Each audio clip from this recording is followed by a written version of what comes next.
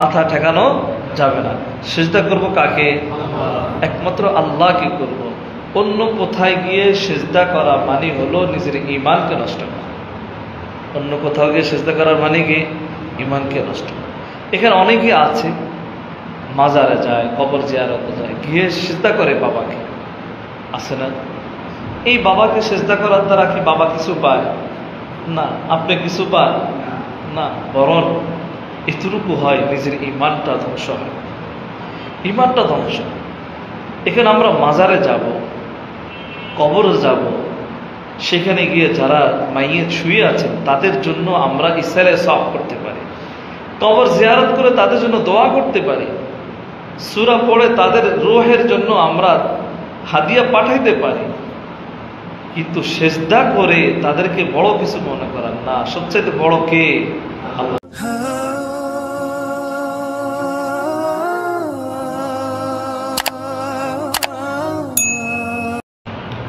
আলহামদুলিল্লাহ নাহমাদুহু ওয়া নাস্তাঈনুহু ওয়া নাস্তাগফিরুহু ওয়া নু'মিনু বিহি ওয়া নাতাওয়াক্কালু আলাইহি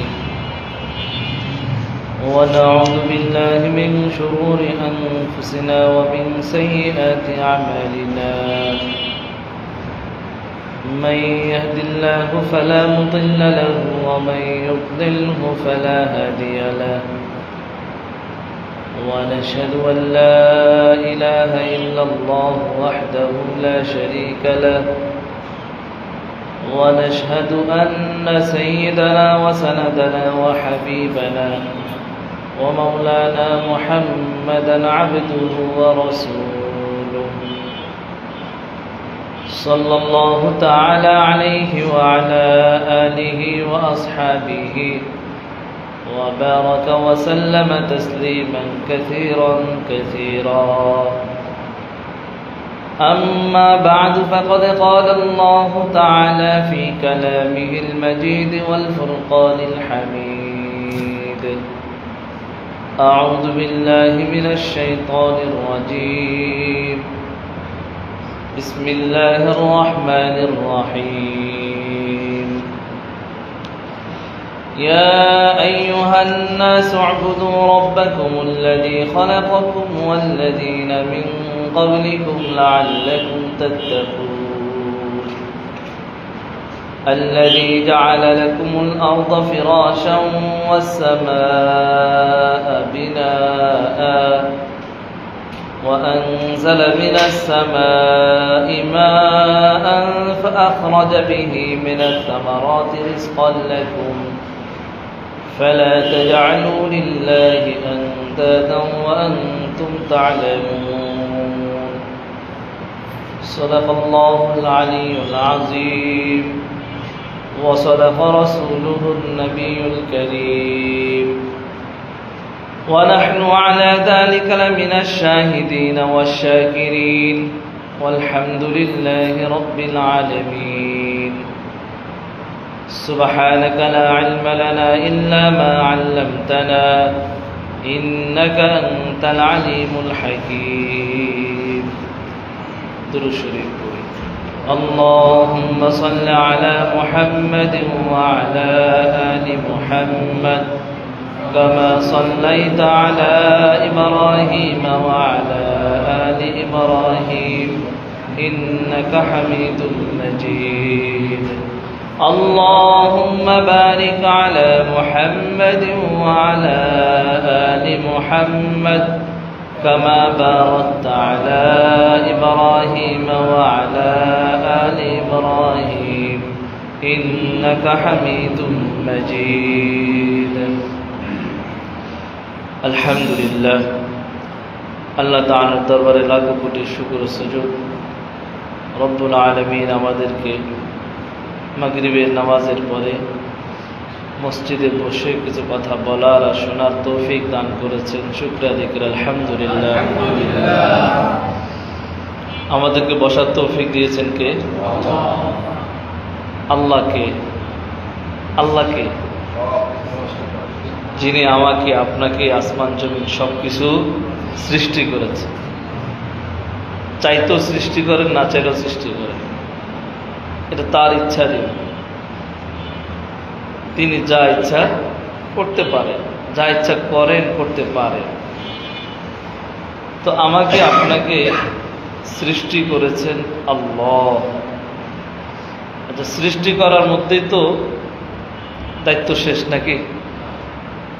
এরপর আমাকে আপনাকে আস্তে আস্তে ছোট থেকে নিয়ে একটু বড়, এরপরে বিছানা শোয়া থেকে নিয়ে একটু হামাগুড়ি দেওয়া, এরপরে একটু আস্তে আস্তে হাঁটতে পারা, এরপরে হাঁটা শেখা, এরপরে ধরা শেখা, এরপরে বলা শেখা, এরপরে আস্তে আস্তে আমি শিশু থেকে কিশোর, কিশোর থেকে বালেক, বালেক থেকে যুবক, যুবক থেকে আমি হয়ে যাই বৃদ্ধ, এরপর আবার আমার শেষ হয়ে যায়। এই আমাকে যে আস্তে আস্তে করে লালন পালন করেছেন, এই লালন পালন করা, এটাকে আরবিতে বলা হয় তরবিয়ত। আর এই তরবিয়ত শব্দের মূল শব্দ হলো রব্বন। মূল শব্দ কি? রব্বন। এই কারণে আল্লাহকে রব বলে। কেন? যে আল্লাহ আস্তে আস্তে করে প্রত্যেকটা জিনিসকে আপন আপন গতিতে যেটুকু হলে, যে সময় যতটুকু দরকার পরিমিতভাবে তিনি অতটুকুই তাকে দান করে থাকেন। এই কারণে কি বলেন? রব। দেখেন, একজন মানুষ যখন সৃষ্টি হয়, মায়ের গর্ভ থেকে দুনিয়াতে আসে, আসার সময় কি তার দাঁত থাকে? দাঁত থাকে না, কিছুদিন পরে দাঁত দেয়। দেখেন, দাঁত যখন উঠে, দাঁত যখন দেওয়া হয়, উঠার পরে কিন্তু আবার মায়ের দুধ আস্তে আস্তে তার বন্ধ হয়। হ্যাঁ, মায়ের দুধ খাওয়া তার জন্য নিষিদ্ধ হয়ে যায়। হিকমত কি? যে যদি দুনিয়াতে আসার সাথে সাথে তাকে দাঁত দেওয়া হতো, এই দাঁত দ্বারা মায়ের স্তনকে কামড়ে এসে শেষ করে ফেলত, যা মার জন্য কষ্টসাধ্য ছিল এবং পরবর্তীতে তার দুধ খাওয়ার জন্য কষ্ট ছিল। এরপরে যখন দাঁত উঠল, তো আল্লাহ দেখলেন যে এখন তার ভিতরে কামড়ানোর একটা ভাব আসবে, তো আস্তে আস্তে 2 বছর পরে দুধ পান করা বন্ধ। একজন সন্তান মায়ের দুধ পান করতে পারে সর্বোচ্চ 2 বছর, সর্বোচ্চ। এরপরে দুধ পান করা যায় না। একজন সন্তান তার মায়ের গর্ভের দুধ সর্বোচ্চ কতদিন? 2 বছর। এরপরে তার জন্য আর সুযোগ নেই। তো এই কাজগুলো যিনি করেন তাকে বলা হয় রব। তাকে কি বলা হয়? রব। দেখেন, এই বাচ্চাটা যখন একটু হামাগুড়ি দেয়, এরপরে একটু উঠে দাঁড়ায়, হাঁটতে শিখে, তখন প্রত্যেকটা মানুষ, দাদা দাদি, মা বাবা, নানা, সবাই তার প্রতি একটা আদর স্নেহ বেড়ে যায়। আসো, কাছে ডাকে সবাই। এই দয়াটা মানুষের ভিতরে, তার প্রতি এই ভালোবাসাটা সৃষ্টি করে দিয়েছেন কে? আল্লাহ। এই ভালোবাসাগুলোর কোনো তুলনা হয় না, কোনো মেশালও হয় না, এবং এগুলোর কোনো প্রতিদানও হয় না। এগুলো আল্লাহ ভিতরে দিয়ে দেয়, যে কাউকে বলে বলা যাবে না তুমি ওকে আদর করো, এটা বলে বোঝানো যাবে না, বলাও যাবে না, করানোও যাবে না। বরং আল্লাহ প্রত্যেকটা মানুষের ভিতরে এই জিনিসটাকে সৃষ্টি করে দেয়, যে এখন তাকে তুমি কি করো? কাছে ডাকো, এইভাবে ডাকো, আদর করো। এরপর আর একটু বড় হলে এবার একটু তাকে কাজ শেখাও, কথা বলা শেখাও, লেখা শেখাও, পড়া, এইভাবে চলতে থাকে। এই কারণে আল্লাহ বিভিন্ন জায়গায়, কোরআনের বিভিন্ন জায়গায় রব্বন শব্দ ব্যবহার করেছেন আল্লাহ শব্দের স্থলে। রব এটাও আল্লাহর একটা গুণবাচক নাম, আল্লাহ এটাও আল্লাহর গুণবাচক নাম। রব শব্দের অর্থটা হলো এমন যিনি ছোট থেকে নিয়ে তরবিয়ত আস্তে আস্তে করে যাকে লালন পালন করে, পরিমিতভাবে লালন পালন করে উপযুক্ত করে ওঠান, তাকে বলা হয় রব। এখানে আজকে আমাদের যেই আয়াত তেলাওয়াত করেছি, সূরা বাকারার 21 এবং 22 নম্বর আয়াত, 21 নম্বর আয়াতের আগ পর্যন্ত, এর আগে যে 20টি আয়াত গিয়েছে, এই 20 আয়াতে আল্লাহ সুবহানাহু ওয়া তাআলা 3 গ্রুপের আলোচনা করেছে, মনে আছে? হ্যাঁ, ঈমানদার, কাফের, মুনাফিক। 2 গ্রুপের আলোচনা যতটুকু সংক্ষেপ করেছেন, মুনাফিকের আলোচনা তার চেয়ে বেশি করেছেন। কারণ মুনাফিকের বাহ্যিক অবস্থা হলো মুমিন, ভিতরের অবস্থা হলো খারাপ, এই কারণে তাকে মুনাফিক বলা হয়। এই 3 শ্রেণীকে, মুমিন, কাফের, মুনাফিক, 3 শ্রেণীকে আল্লাহ সম্বোধন করে বলতেছেন, ইয়া আইয়ুহান নাস, হে মানুষ সম্প্রদায়, হে মানুষ সম্প্রদায়। আল্লাহ এখানে এই তিন শ্রেণী সহ যত ধরনের মানুষ হতে পারে প্রত্যেককেই খেতাব করে সম্বোধন করে বলতেছে, শুধু মুমিনকে নয়, শুধু কাকে নয়, মুমিনকে নয়, আবার শুধু কাফেরকেও নয়, আবার শুধু মুনাফিককেও নয়, সকল মানুষকে আল্লাহ লক্ষ্য করে বলতেছে, ইয়া আইয়ুহান নাস, হে মানুষ সম্প্রদায়।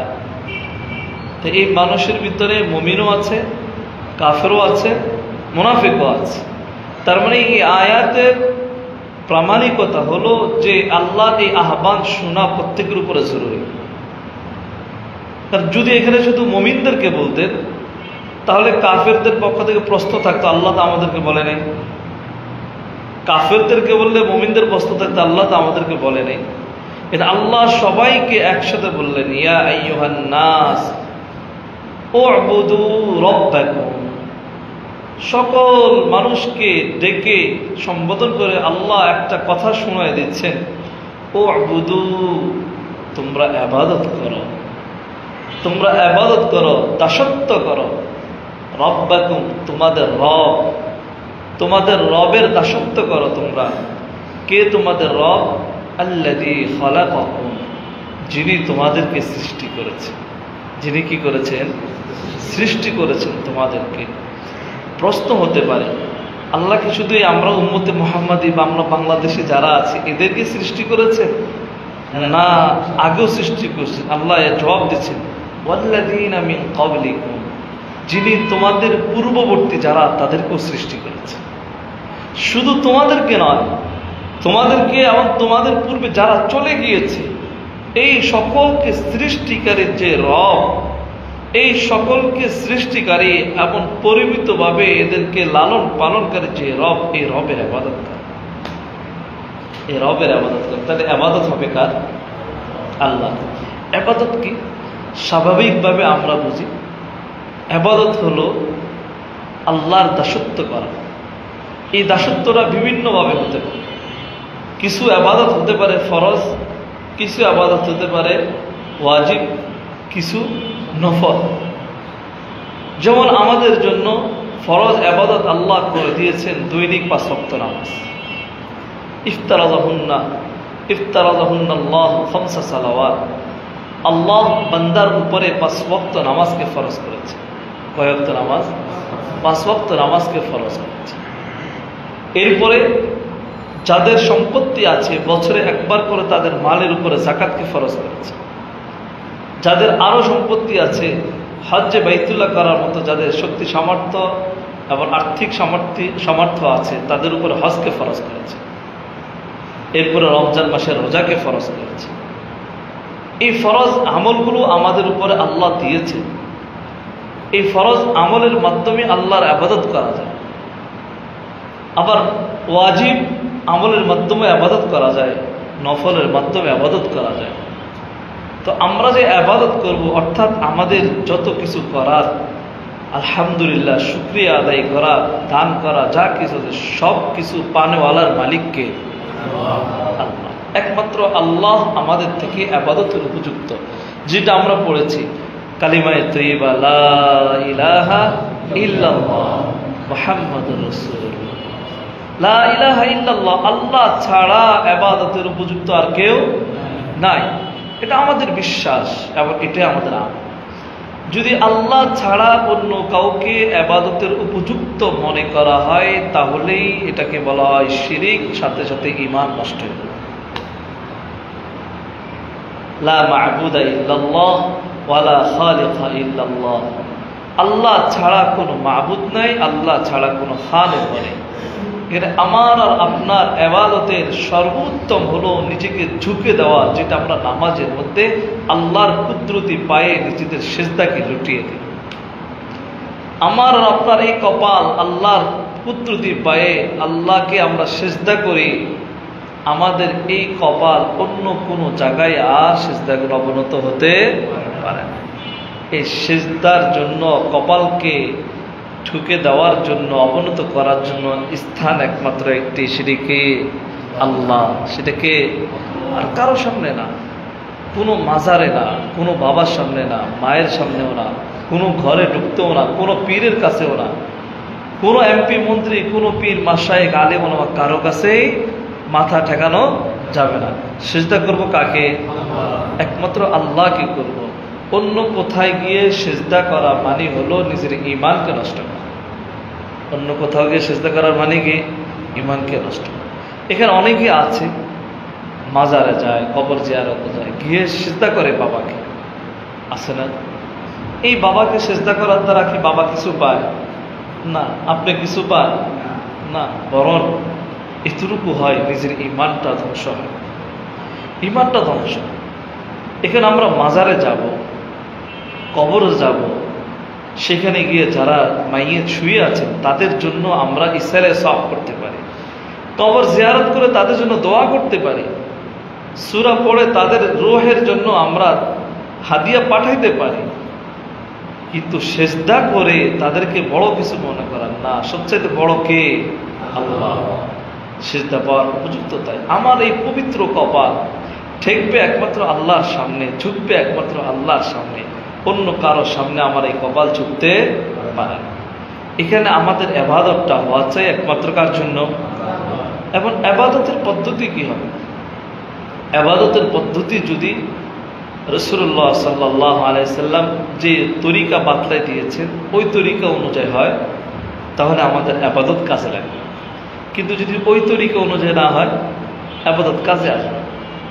আমি আর আপনি সিজদা করলাম, কিন্তু সিজদা করলাম, নামাজ পড়লাম, জিকির আজকার করলাম, এই নামাজ পড়ার সময় যদি আমার ওযু না থাকে, আমার নামাজ হবে?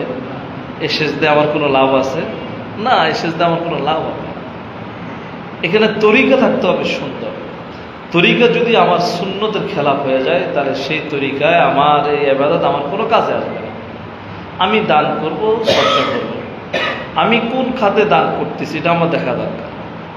কোথায় কাকে দান করতেছি, এই দান করার ব্যাপারে রাসূলের সুন্নায় হাদিসে কোনো কিছু আছে কিনা, আল্লাহ এই ব্যাপারে কোনো নির্দেশনা দিয়েছেন কিনা, এটা আমার জানতে হবে। ধরেন মসজিদ মাদ্রাসায় দ্বীনি কাজ, স্বাভাবিক আমরা বুঝি যে মসজিদে দেওয়া এটা ভালো কাজ, মসজিদে দেওয়া কি ভালো কাজ। যে সমস্ত প্রতিষ্ঠানে কোরআন শিখায় সেখানে দেওয়া ভালো কাজ।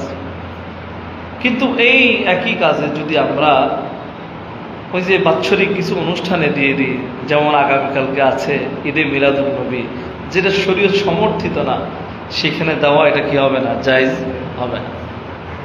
এরপর আরও বিভিন্ন অনুষ্ঠানে অনেকে দান খয়রাত করে থাকে। হিন্দুদের উরুস, হিন্দুদের কি কি হয় না, এগুলোতে দেওয়া না, এগুলো জায়েজ হবে না। এরপর অনেকে আছে গরু মান্নত করে বাবার দরবারের জন্য। কার জন্য? বাবার দরবারে গরু মান্নত করে। মান্নত হবে, মান্নত একটা ইবাদত। ইবাদত কার জন্য হবে? আল্লাহর জন্য। আমার মান্নতের হবে আল্লাহর জন্য, যে আমি আল্লাহর সন্তুষ্টির জন্য অমুক জায়গায় এটা দেব, এটা হতে পারে। কিন্তু বাবার সন্তুষ্টির জন্য গরু মান্নত করা যাবে না। এখানে আমাদের ইবাদতটার জন্য তরিকা সুন্দর থাকে, সুন্নত তরিকায় যেন হয়। অন্য কোনো তরিকায় ইবাদত করে সে ইবাদত কি হবে না? কবুল হবে না। এটা আল্লাহ বলছেন, ও আবুদু রাব্বাকুম, তোমরা তোমাদের রবের ইবাদত করো যিনি তোমাদেরকে এবং তোমাদের পূর্ববর্তীদেরকে সৃষ্টি করেছে। বলে ইবাদত যে করবো, ইবাদতের লাভ কি? আল্লাহ বলতেছেন লাআল্লাকুম তাত্তাকুন, যাতে করে তোমরা পরহেজগারি অবলম্বন করতে পারো, মুত্তাকি হতে পারো, জাহান্নামের অগ্নি থেকে বেঁচে থাকতে পারো, জাহান্নামের আগুন থেকে বেঁচে থাকতে পারো। আল্লাহ সূরা জারিয়াতে বলেছেন, ওমা খালাকাতুল জিন্না ওয়াল ইনসা ইল্লা লিয়াবুদুন, আমি মানুষ আর জিন জাতি এই দুই জাতিকে সৃষ্টি করেছি ইবাদতের জন্য। এই দুই জাতিকে সৃষ্টি করেছি কেবল আমার ইবাদতের জন্য। আল্লাহ যেহেতু এই দুই জাতিকে সৃষ্টি করেছেন ইবাদতের জন্য, এই দুই জাতি ছাড়া আরো যত জাতি আছে, আর কোনো জাতির কোনো হিসাব কিয়ামতের দিন হবে না। শুধু এই দুই জাতিরই কি হবে? হিসাব হবে। মানুষ আর জিন ছাড়া কি আছে? বলে মানুষ আর জিন ছাড়াও আরো বহুত মাখলুক আছে। পিঁপড়া একটা মাখলুক, পিঁপড়া একটা, পাখি একটা মাখলুক, মাছ একটা মাখলুক, এই যা কিছু আছে গাছপালা এগুলো মাখলুক, নদী নালা এগুলো মাখলুক, এগুলোর এক একটা প্রকার অনেক আছে। এখন 18,000 মাখলুকাত যে বলা হয়, যে শুধু মানুষ 18,000 না, বরং প্রকার, মানুষ একটা প্রকার, পিঁপড়া একটা প্রকার, এইভাবে এক একটা প্রকারে 18,000 মাখলুকাত বা তার চেয়ে তো কম বেশি আছে। এই সবগুলোর মধ্যে শুধুমাত্র দুই জাতিকে আল্লাহ ইবাদতের জন্য নির্দেশ দিয়েছেন। সেই দুই জাতিকে মানুষ আর জিন। আর এই দুই জাতিকে আল্লাহ যেহেতু নির্দেশ দিয়েছেন, এই কারণে সমস্ত জাতি থেকে শ্রেষ্ঠ জাতি হলো এই দুই জাতি। আর এর মধ্যে মানুষ জাতি হলো আরো শ্রেষ্ঠ। আল্লাহ বলেন, ওয়ালাকাদ কাররামনা বানি আদম ওয়া হামালনাহুম ফিল বাররি ওয়াল বাহরি ওয়া রাযাকনাহুম মিনাত তাইয়্যিবাত। ওয়ালাকাদ কাররামনা বানি আদম, আমি বনি আদমকে সম্মানিত করেছি। বনি আদম এই মানুষকে সম্মানিত করেছেন কে? আল্লাহ। ওয়ালাকাদ কাররামনা বানি আদম ওয়া হামালনাহুম ফিল বাররি ওয়াল বাহরি, আবার আমি তাদেরকে জলস্থলে ভূমিস্থলে তাদেরকে চলার সুযোগ করে দিয়েছি। ওয়ারাযাকনাহুম মিনাত তাইয়্যিবাত, আমি তাদের জন্য ভালো থেকে ভালো, উত্তম থেকে উত্তম রিজিকের ব্যবস্থা করে দিয়েছি। এই রিজিকের ব্যবস্থা করে দিয়েছেন কে? আল্লাহ। তার মানে আল্লাহ মানুষকে শ্রেষ্ঠত্ব দিয়েছেন এবং মানুষকে রিজিকেরও ব্যবস্থা করে দিয়েছেন। এরপরে আল্লাহ বলেন, الذي جعل لكم الأرض فراشا والسماء بناء। এই যে মানুষ আর জিন জাতি আল্লাহর ইবাদত করবে, ইবাদতের ফায়দা হলো জাহান্নাম থেকে বেঁচে থাকবে। তো আল্লাহ এর আরেকটা ঘোষণা দিচ্ছেন যে আমি যে মানুষকে এত মাখলুকের মধ্যে দুই জাতিকে শুধু ইবাদতের জন্য বলেছি, আর বাকি যে সৃষ্টিগুলো আছে এগুলোর কাজ কি? বাকি আরো সৃষ্টি আছে না, আসমান জমিনে যে এগুলো সৃষ্টিগুলোর কাজ কি? আল্লাহ বলতেছেন, আল্লাযী জাআলা লাকুমুল আরদা ফিরাশা, আমি তোমাদের জন্য, এই মানুষকে বলতেছি, আমি তোমাদের জন্য এই জমিনকে বিছানা হিসেবে সৃষ্টি করেছি, বিছানা বানিয়ে দিয়েছি। আমরা যখন বিছানায় যাই, আমাদের শোয়ার যে বিছানায় আছে, বিছানায় যাওয়ার পরে বিছানার খাট যদি পুরান হয়ে যায় একটু কটমট করে না, কিন্তু জমিন কোনোদিন এভাবে করছে না, করে নাই। বিছানায় যাওয়ার পরে আমি আমার মতো করে সুন্দর করে সাজারে রাখি, এখানে আমার ঘুম আসে আরামে। অনেকের আছে বিছানা পরিবর্তন হলে ঘুম আসে না। আল্লাহ এই জমিনকে আমাদের জন্য এইভাবে বিছানা রূপে করে দিয়েছে, বিছানা রূপে করে দিয়েছে, যে যাতে করে আমরা সুন্দরভাবে হাঁটতে পারি, চলতে পারি।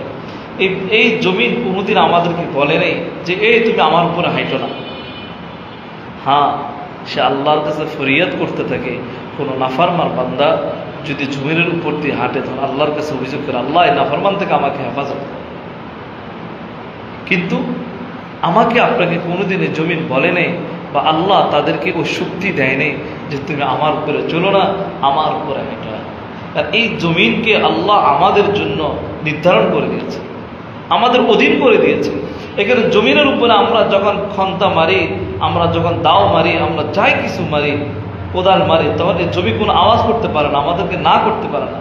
কারণ এই জমিনকে আমাদের আওতাধীন করে দিয়েছেন কে? আল্লাহ। জমিনকে বলে দিয়েছে তোমাদেরকে যেভাবে ব্যবহার করাবে এইভাবে ব্যবহার করতে হবে। আমি জমি কেটে পুকুর বানাই, আমি জমি থেকে মাটি উঠাইয়া বড় বড় দালান বানাই, আমি জমি থেকে মাটি উঠাইয়া ইট বানাই, আমি জমি থেকে এই বালি উঠাইয়া আমি দালান বানাচ্ছি, ব্যবসা করতেছি, রিজিক অন্বেষণ করতেছি। এই জমিনকে আমাদের জন্য আওতাধীন করে ফেরাশ বানিয়ে, আমাদেরকে সাজসজ্জা বানিয়ে, আমাদের শোয়ার স্থান বানিয়ে দিয়েছেন কে? আল্লাহ। ওয়াসসামাআ বিনাআ, আর আসমানকে আমাদের উপরে ছাদ হিসাবে দিয়েছেন। কি হিসাবে? ছাদ। আসমান আমাদের উপরে ছাদ হয়ে আছে। বলে ছাদ হচ্ছে কেমনে? এর উপরে কি আছে? এটাই তো উপরে। বলে এর উপরে কি আছে সেটা আল্লাহ জানেন, বাকি এটা আমাদের উপরে একটা ছায়া করে আছে। এই দুনিয়াটার মধ্যে এটা আমাদের জন্য ছাদ হয়ে আছে, যাতে করে কোনো অবাল, কোনো বিপদ আপদ আমাদের কাছে না আসতে। আমাদের উপর ছায়া দিয়েছে, যখন মেঘ তার উপর দিয়ে যায় আমাদের উপর ছায়া পড়ে। আল্লাহ আসমানকে আমাদের উপকারার্থে আমাদের উপরে ছায়া ছাদ করে রেখেছেন। আসমান চাইলে সরে যেতে পারত, কিন্তু আল্লাহ আমাদের অধীনস্থ করে দিয়েছেন। এখানে আমরা এইভাবেই পাচ্ছি। এরপর আল্লাহ বলতেছেন শুধু এতটুকু নয়, ওয়ানজালা মিনাস সামাই মাআ, আমি আকাশ থেকে পানি বৃষ্টি বর্ষণ করি। আসমান থেকে বৃষ্টি বর্ষণ করেন কে? এই বৃষ্টিতে ফায়দা কি? বৃষ্টিতে তো বাহ্যিক আমরা অনেক সময় দেখি বৃষ্টি হওয়ার কারণে আলু যে বপন করছে তার আলু নষ্ট হয়, ধানওয়ালার ধান নষ্ট হয়। কিন্তু আল্লাহ বলতেছেন فأخرج به من الثمرات رزقا لكم, এই পানি দ্বারা আমি তোমাদের জন্য বিভিন্ন ধরনের ফল মূল রিজিক হিসাবে সৃষ্টি করি। এই পানি দ্বারা আমাদের জন্য আসমান থেকে পানি বর্ষণ করে আমাদের জন্য বিভিন্ন ফলমূলকে সৃষ্টি করেন আল্লাহ। এই কারণে বলা হয় জমিন এটা হলো নারী, এটা কি নারী, আসমান এটা হলো পুরুষ। নারী আর পুরুষের মিলন ছাড়া যেমন সন্তান হয় না, আসমান থেকে বৃষ্টি বন্ধ হয়ে গেলে এই জমিন আর ফসল উঠবে না। এখানে রোদ এই জমির জন্য পুরুষ হিসাবে, কিছু ফল ফলাদি আছে যদি রোদ না থাকে হবে না, কিছু ফসল আছে যদি বৃষ্টি না থাকে হবে না। কারণ আল্লাহ প্রত্যেকটা জিনিসকে আমাদের জন্য দিয়েছেন। এই বৃষ্টি আমাদের উপকার, যদি বৃষ্টি বন্ধ হয়ে যায় তাহলে মানুষ হাহাকার করবে, নদীর পানি শুকিয়ে যাবে, কল শুকিয়ে যাবে, সব কিছু পানি শেষ হয়ে যাবে, মানুষ তখন বুঝবে পানির কি কথা। এখানে আল্লাহ এই বৃষ্টিকে কেন দিয়েছেন? যাতে করে এগুলো দ্বারা ওই ফলমূল যা আছে এগুলো যেন উৎপাদিত হয়। এগুলো যদি উৎপাদিত না হয় তাহলে আমরা পাবো না কিছু। যেমন যদি পানি না থাকে, যদি পুকুর না থাকে, নদী না থাকে, তাহলে কি আমরা মাছ পাবো? মাছ পাবো। অথচ মাছ আমাদের একটা খাবার। আল্লাহ এই মাখলুককে আমাদের অধীনস্থ করে দিয়েছেন, মাছকে আমরা খেতে পারতেছি। তো মাছকে আমাদের অধীনস্থ করে দিয়েছেন কিভাবে? যে ওই আসমান থেকে পানি বর্ষণ করে পুকুর ভর্তি হয়েছে, সমুদ্র ভর্তি হয়েছে, তো আল্লাহ এখানে আমাদের জন্য মাছ সৃষ্টি করে দিয়েছে। তো আল্লাহ যা কিছু করেন প্রত্যেকটা জিনিসের এক একটা হিকমত আছে, আবার এগুলো আমাদের অধীনস্থ করেই দিয়েছে, আমাদের জন্য দিয়েছে। এখানে এরপরে আল্লাহ বলতে যে এত কিছু দিয়েছি, এত কিছু দেওয়ার মালিক তো একমাত্র আল্লাহ। অন্য কারো এই ক্ষমতা নাই যে তিনি এগুলো দিবে। আছে যার কাছে তোমরা সাহায্য চাবে, যেখানে গিয়ে কপাল ঠেকাবে, সিজদা করবে, কিছুই করতে পারবে না। মানে রব বলতেছেন ফালা তাজআলু লিল্লাহি আনদাদান ওয়া আনতুম তা'লামুন, অতএব এত কিছু যেহেতু আমি দিচ্ছি তোমাদেরকে, লা তাজআলু লিল্লাহি আনদাদা, তাহলে তোমরা আল্লাহর সাথে আর কাউকে সমকক্ষ বানিও না, আর কাউকে সমকক্ষ নির্ধারণ করো না। কেউ আছে যে পানি দিবে, কেউ আছে মাছ দিবে, কেউ আছে ফল ফলাদি দিবে না, কেউ নেই। আর যার কাছে আমরা চাই, যে কবরে আর যে মাজারে গিয়েছে উনিই তো জানে না ওনার কি অবস্থা, জানে না? জানে না।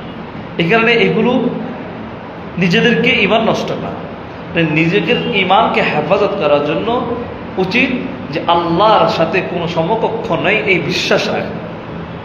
আর আল্লাহ বলতেছেন লাউ কানা ফীহিমা আলিহাতুন ইল্লাল্লাহু লাফাসাদাতা, যদি আল্লাহ ছাড়া অন্য কোনো ইলাহ থাকতো আল্লাহর সাথে, লাউ কানা ফীহিমা আলিহাতুন ইল্লাল্লাহ, আল্লাহ ছাড়া অন্য কোনো ইলাহ যদি থাকতো, একাধিক ইলাহ যদি থাকতো, লাফাসাদাতা, তাহলে জমিনের মধ্যে এই দুনিয়াতে ফাসাদ সৃষ্টি হয়ে যেত। মনে করেন দুইজন যদি খোদা থাকে, তো এক খোদা বলবে যে আজকে রোদ দিব, আরেকজন বলবে কি বৃষ্টি দিব। একজন বলবে আজকে শীত দিব, আরেকজন বলবে গরম দিব, হবে নি? সমস্যা। এই কারণে এক আল্লাহ এই সব কিছু আপন গতিতে নিয়ন্ত্রিত হচ্ছে। এর মানে হলো আল্লাহ একজন অদ্বিতীয়, আর কোনো খোদা, কোনো সৃষ্টিকারী কেউ নেই। এই দুনিয়া যে আপন গতিতে সূর্য উঠছে, সূর্য ডুবতেছে, বৃষ্টি হচ্ছে, বৃষ্টি থেমে যাচ্ছে, শীতকাল আসতেছে, গরমকাল আসতেছে, সব কিছু আপন গতিতে চলমান, এটাই প্রমাণ রব একজন। এই সবগুলোর পিছনে কারিগর কয়জন? একজন। কারিগর একজন হওয়ার কারণে আমরা এত সুন্দরভাবে এখানে থাকতে পারতেছি, চলতে পারতেছি, সব কিছু। এখানে আল্লাহ বলেন আফালা ইয়ানজুরুনা ইলাল ইবিলি কাইফা খুলিকাত, আফালা ইয়ানজুরুনা ইলাল ইবিলি কাইফা খুলিকাত, তোমরা কি লক্ষ্য করো না আল্লাহ এই উটকে কিভাবে সৃষ্টি করেছে? ওয়া ইলাস সামাই কাইফা রুফিআত, আসমানকে কিভাবে খুঁটিবিহীন দাঁড় করিয়ে রেখেছে। আমরা একটা ঘর করতে গেলে 5 বাই 5 হাত যদি ঘর করতে যাই, খুঁটি ছাড়া পারবো ছাদ দিতে? হ্যাঁ, না, পারবো না। খুঁটি ছাড়া একটা কাপড়ও আমরা তো ঝুলে রাখতে পারবো না। আল্লাহ এত বড় আসমানকে কিসের উপর দিয়ে আমাদের উপর দাঁড় করে রাখছে? কিসের উপর দিয়ে? আল্লাহর কি হিকমত। ওয়া ইলাল আরদি কাইফা সুতিহা, আর জমিনকে কি করেছেন? বিছাই দিয়েছে। ওয়াইলাল জিবালি কাইফা নুসিবাত, আর পাহাড়কে স্থাপন করে দিয়েছেন প্যারাকে। এখানে এই সব কিছু করবেন কে? আল্লাহ। আল্লাহর সাথে অন্য কেউ নাই। অন্য কেউ থাকলে বলতো না আমি পাহাড় দেব না, জমিনকে স্থির রাখার জন্য পাহাড় দেব না, অন্য কিছু দেব। কেউ বলতো যে এখানে পাহাড় না, এখানে খাল হবে। কেউ বলতো এখানে নদী হবে। কেউ বলতো না এই খণ্ডটা বাংলাদেশ হবে, ওই খণ্ডটা এটা হবে। এই আল্লাহর সাথে যদি অন্য কেউ থাকতো তাহলে দুনিয়াটা ধ্বংস হয়ে যেত। এখানে আল্লাহ বলতেছেন এত কিছু যেহেতু তিনি করেছেন, এখানে তোমরা এটাই বিশ্বাস করো, ফালা তাজআলু লিল্লাহি আনদাদা, আল্লাহর সমকক্ষ কেউ নেই। ওয়া আনতুম তা'লামুন, যদি তোমরা জানো, যদি তোমরা এটা বুঝতে যে আল্লাহর সমকক্ষ কেউ নেই। আল্লাহর সমকক্ষ কাউকে মানা, আল্লাহর সাথে কাউকে সমপরিমাণ সমপর্যায়ের মনে করা, এটাকে বলা হয় শিরিক। এটাকে কি বলা হয়? শিরিক। আর শিরিক করার দ্বারা ঈমান নষ্ট হয়, আমল নষ্ট হয়। ঈমানও নষ্ট হয়, আমলও নষ্ট হয়। আর আল্লাহ বলেন অমাই ইউশরিক বিল্লাহ, যে আল্লাহর সাথে শরীক করবে আল্লাহ তার গুনাহকে কোনোদিন মাফ করবে না। ইন্নাল্লাহা ইয়াগফিরুয যুনুবা জামিআ, আল্লাহ সমস্ত গুনাহকে মাফ করে দিবেন, তবে শিরিকের গুনাহ কি করবেন না? মাফ করবেন না। এখানে এই আকীদা, এই বিশ্বাস আমাদের রাখা যে আল্লাহ এক, আল্লাহর সাথে কোনো শরীক নেই, কেউ শরীক থাকতেও পারে না, এই সমস্ত কাজ আল্লাহ একা করেন, অন্য কারো দ্বারাও সম্ভব না। আল্লাহ আমাদেরকে এই ইতিকাদ আর বিশ্বাস রেখে এক আল্লাহর ইবাদত করার তৌফিক দান করুন। সুবহানাকাল্লাহুম্মা ওয়া বিহামদিকা আশহাদু আল্লা ইলাহা ইল্লা আনতা আস্তাগফিরুকা ওয়া আতুবু ইলাইক।